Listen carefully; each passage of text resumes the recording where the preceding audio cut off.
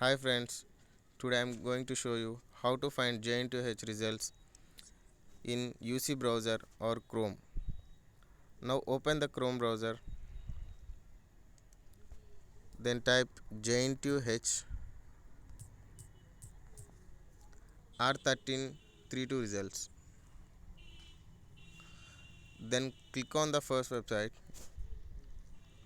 Now here you can find out the results. Scroll down slowly.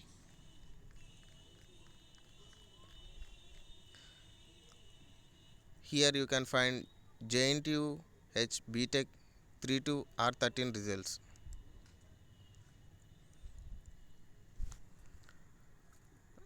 Now type your hall ticket number in capital letters. Then enter the captcha.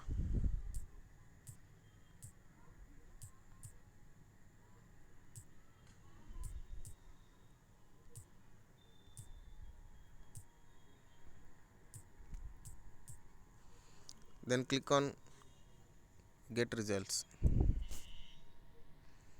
See friends, here we can find the result.